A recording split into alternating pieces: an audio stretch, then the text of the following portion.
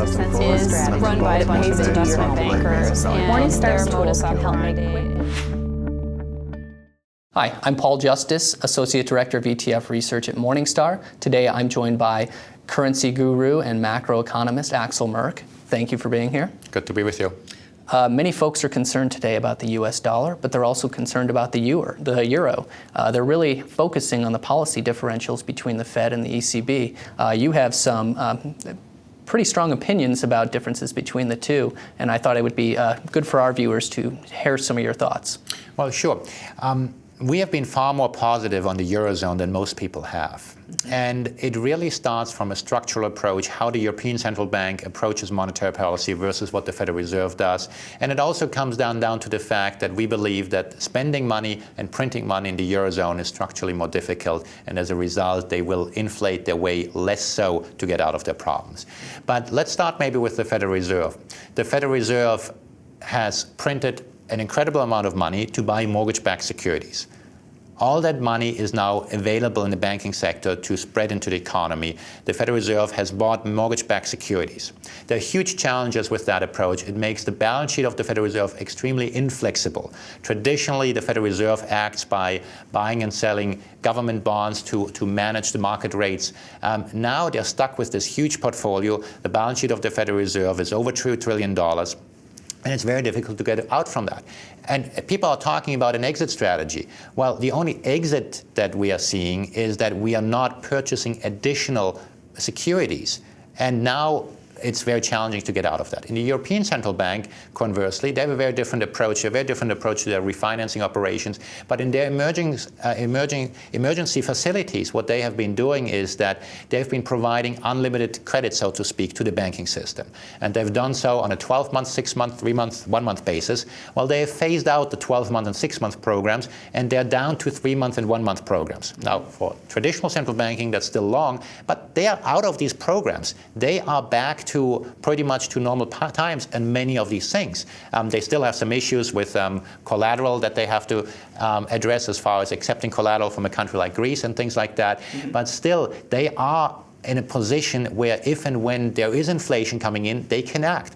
The big fear we have is in the US that the entire policy is based on the notion that trust us, we'll take care of you, we'll print as much money as we can. As long as there's confidence in the Federal Reserve, there's not going to be a breakout of inflation.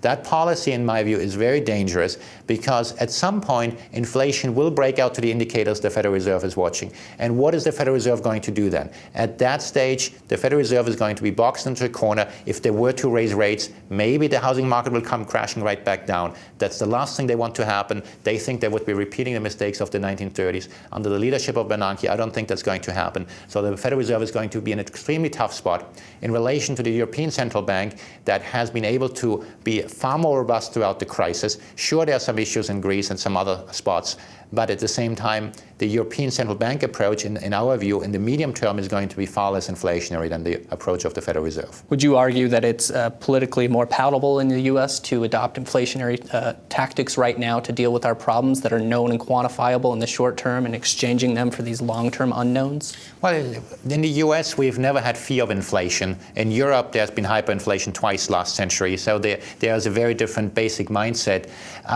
But the challenge really is that you can either pursue a policy where by policy you're not going to get inflation, and that would mean that you're trying to not allow money supply growth to go too far. Now, money supply has been going down recently, but it is the liquidity that's in the system that could potentially break down.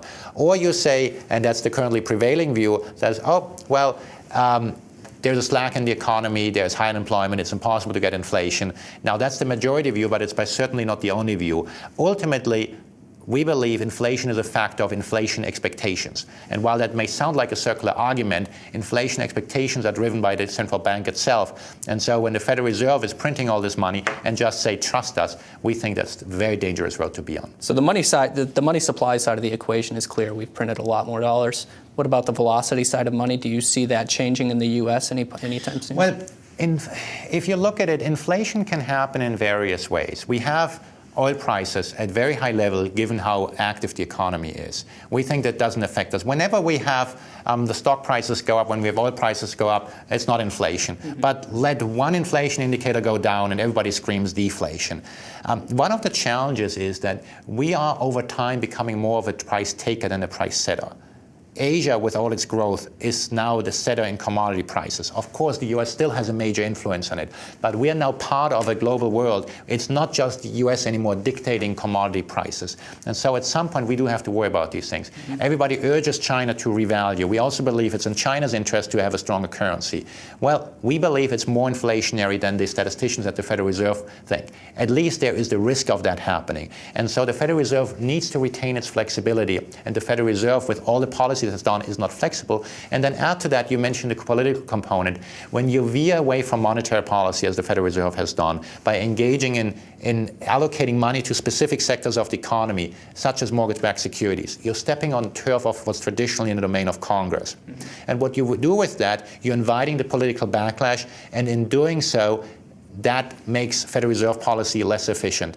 Rather than uttering a few words to move the markets, you have to print $1 trillion or two to try to achieve the same goals. And that's the real danger with the policies we've been pursuing at the Federal Reserve. Well, in academic financial theory, I guess they always say if there's no risk, there's no return. And I can definitely see how policies have shifted us more to a risky world where we have to make some decisions. But thank you for your commentary. And I'm Paul Justice from Morningstar. I appreciate it, Axel Merk. My pleasure. At Morningstar, we feel it is important to schedule regular checkups of your investments. This is the reason we're pleased to announce Portfolio Monitor, a new and easier way to keep track of your investments. With a few clicks of the mouse, receive a monthly report that provides a comprehensive and customized summary of your portfolio, sent automatically to your inbox. Portfolio Monitor provides a concise digest of all the best features of premium membership. Become a premium member with our 14-day free trial to start receiving Portfolio Monitor today.